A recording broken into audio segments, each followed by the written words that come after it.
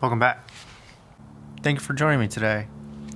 I'm comparing my gear, specifically my GoPro Hero 8 Black versus the DJI Osmo Pocket 2. So why am I comparing? So this one we just picked up, and it's really cool and different from the GoPro, but they do a lot of the same things. So what do they do good? What do they do maybe not so good? And why would I use them in different situations? And yeah, let's compare, contrast. Join me. Okay, so I'm gonna start with the GoPro Hero 8. I love GoPros. I love the universe that GoPro has created with external companies that make accessories, all the mounts that you can get. There's hundreds of accessories far and wide that you can get. It's amazing ecosystem. I love that you have such a reliable, good product in a small package. I love that you can take this anywhere you want to go. I can take it underwater. I've taken it off a big slide and smacked it into the water. Link to the description above. You can see that video. Pretty cool. It's my very first video, so give it some love. We took it hiking. It can get dirty and dusty, and go along right in the mud, and it doesn't get affected.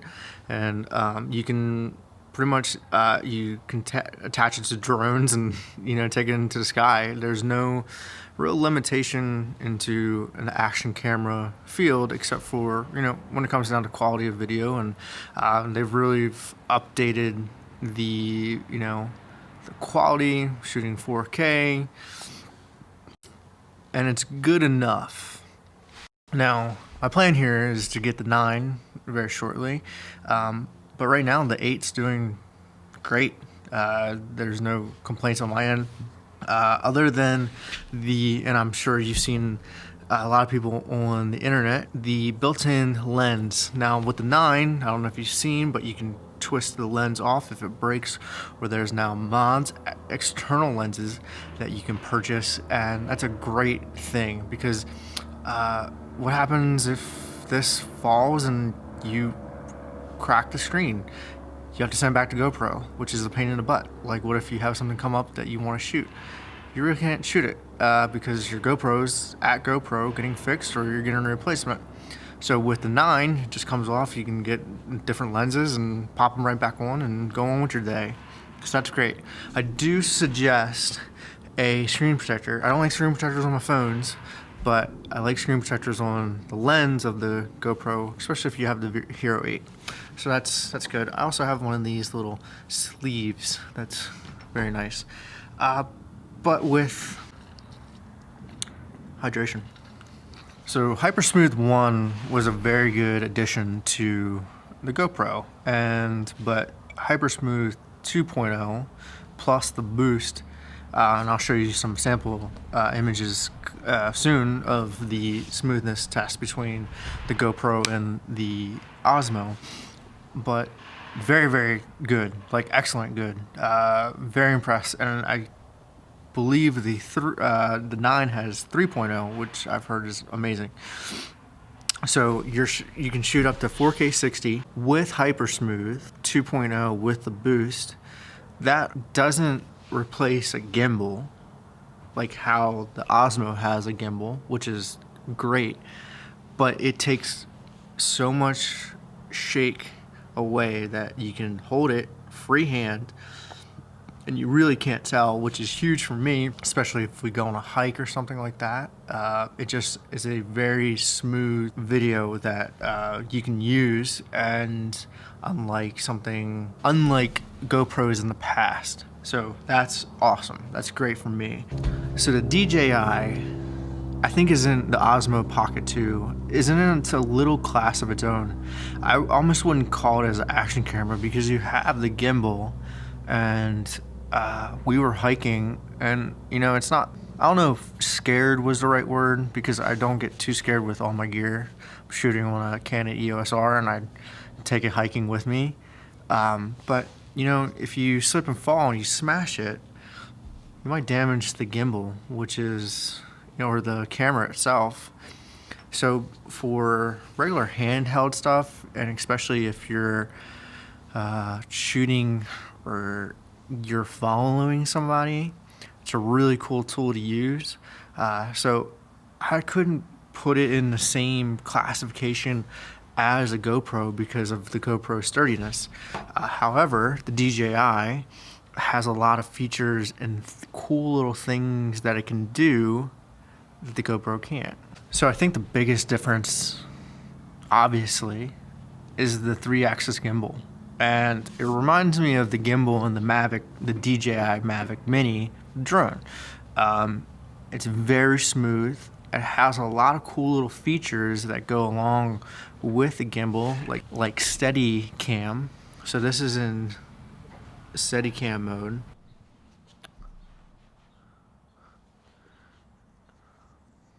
I don't know if you can see it here. No matter where I twist it, it stays in a steady cam, which is great if you're, like I said, if you're going for a hike and you're tracking somebody. If you want to get a smooth, even tracking, this is a fantastic tool to have without buying one of the, you know, the big gimbals for the big cameras, or even a small gimbal for your phone. Just a great little tool to have. And what's really nice is you can see the camera here.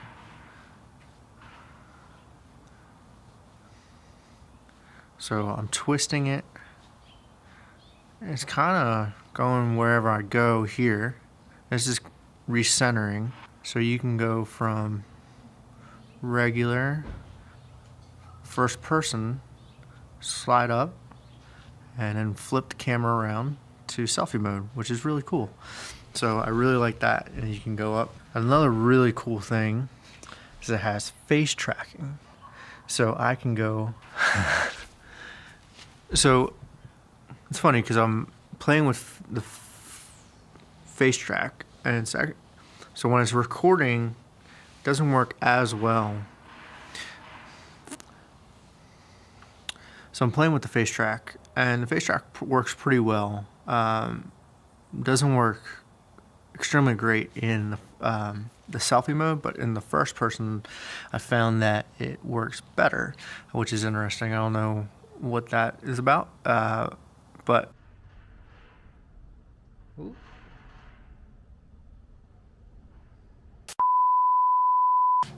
when you buy the Osmo, it comes with a few accessories like the smart controller here, and it comes with a little case that you can put it in, and it comes with a 2 adapters, one for iPhone and one for a Samsung phone.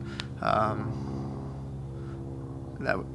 USB-C to plug into your phone to control it through DJI Mimo app, which is you can control it. You can control your camera functions, your camera features, which is really nice.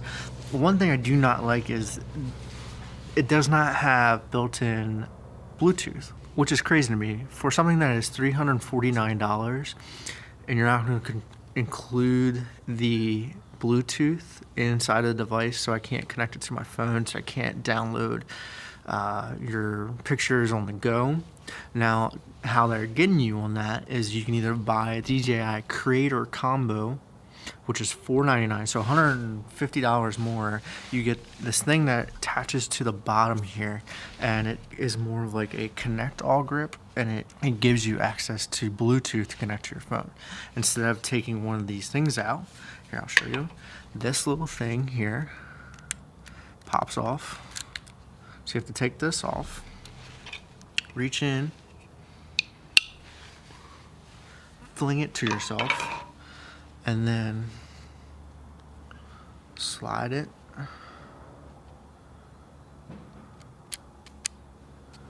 on, like so.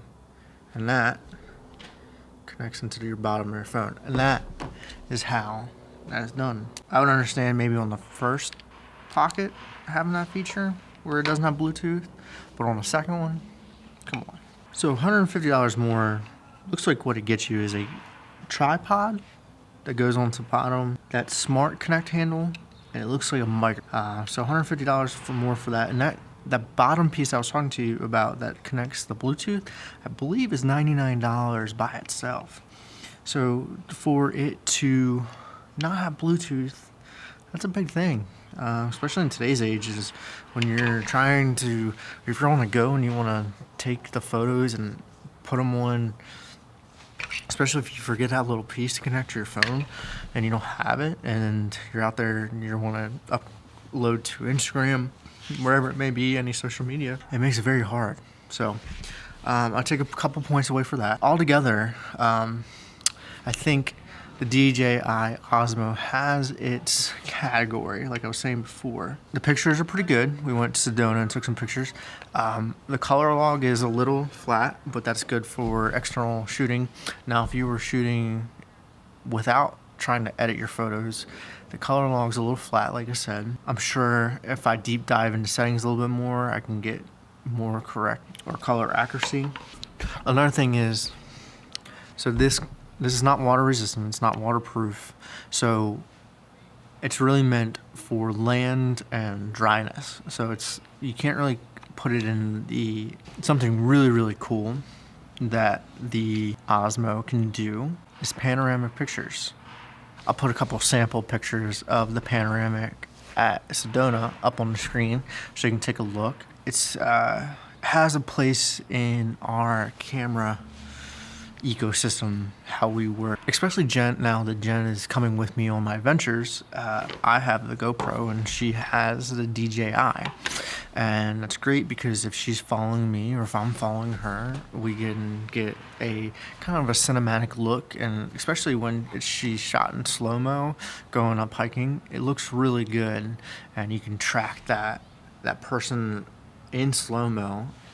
It just it gives it a really nice cinematic feel, which I really like when it comes to shooting video. GoPro, you can put it in slow-mo. It still has slow-mo, but it doesn't have that tracking feature, which is big. Where it's not a huge deal, but it is nice to have. I think one other thing, another one, to me for the GoPro and the DJI is that the ecosystem for GoPro is so much bigger, between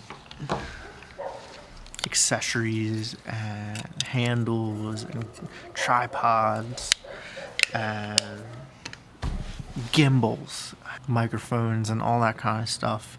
There's such a bigger array of accessories for the GoPro, so that kind of gives it a boost for me. Even though the DJI is on its second generation and then the GoPro is on its ninth, I don't know how many accessories you can do with the Osmo because of its design. You don't really have too many options.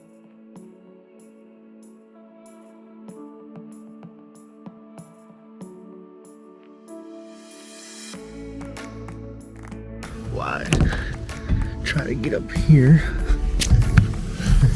It's a tight ass fit. For you, YouTube. For you. Alright. So let's see how smooth. Okay, so we're going to do a stabilization test of running. The sun is setting, so the lighting has a big play on it too. You can see it going with not optimal lighting. It's kind of the golden hour, but we're going through some houses, so we'll see what happens. So here's some stabilization tests on video, and GoPro versus Osmo Pocket 2.